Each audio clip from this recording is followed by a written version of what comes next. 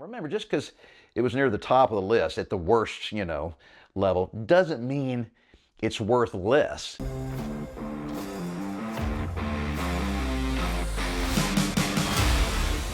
Hey guys, Mark McKillier with Live Anabolic, and today I'm going to rate 5 of my favorite back exercises that you can do at home, that you don't need a bunch of machines and expensive equipment to do.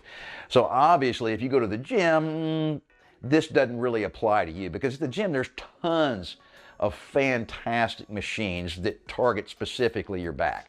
So I'm not going to cover those. This is just exercises that you do at home with nothing but resistance bands and some dumbbells.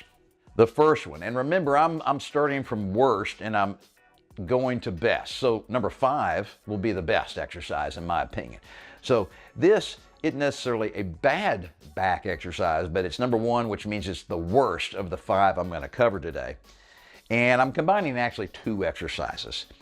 It's good mornings, which is where you're bending over, okay, and you're standing up, you're keeping your back straight. You could be using just your body weight, or you could have dumbbells in your hands. So that's called a good morning.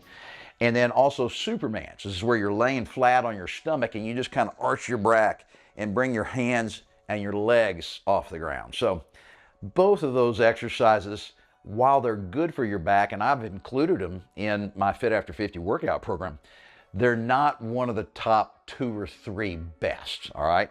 But I think they're really good for beginners especially, because remember, when it comes to building muscle and strength, it's all about finding a resistance that's hard enough for you to do and where you get near failure at the 8 to 12 rep range, all right?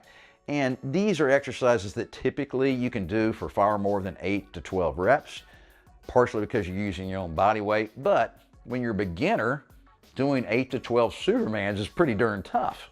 So anyway, good back exercises, but not the best in my opinion. All right, number 2 is a really good back exercise because it targets the smaller muscles in your back, the smaller upper lat muscles and upper rhomboids.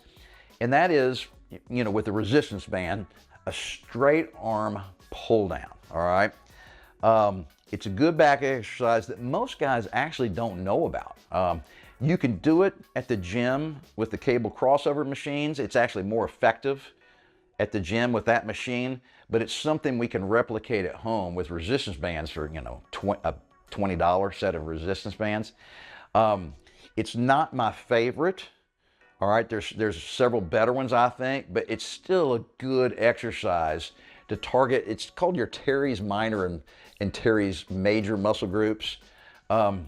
Those are kind of neglected in your back, and your back has got 17 distinct different muscle groups. It's a very complex web of muscles that overlay each other and go on all these crazy different directions.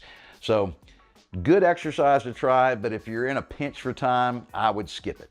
Okay, so the third exercise we're going to cover today, which puts me right in the middle, is a resistance band row.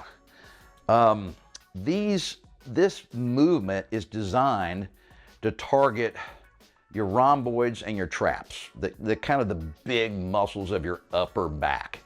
Now, because of that, because those muscles are so big, they're strong. You can pull a lot of weight when you're doing a row. That means you need a lot of resistance to overcome.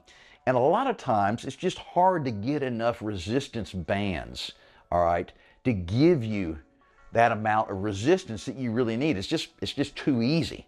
Now, some guys will buy 2 sets of bands and they can really load it up. But the problem is you can pull so hard that your body goes towards the anchor point. And if you're sitting down on the ground and doing a seated row, you just slide across the ground. So you would have to put your feet on some kind of a blocking device that would prevent you from going forward. It just gets a little more complicated. It's a great exercise for building those muscles, but you're just so strong, it's actually hard to perform right so that you get to fatigue in the 8 to 12 rep range. So the exercise is great to do, it's just kind of hard to pull it off with the correct form. All right, exercise number 4, so this is the second best exercise, is a resistance band lat pull down. Okay, so you're always going to have the anchor point up high. The higher the better. If you can anchor it in the ceiling, that's even better. Most guys are going to stick the anchor at the top of their door. This is designed for width. It's going to hit your lats mainly.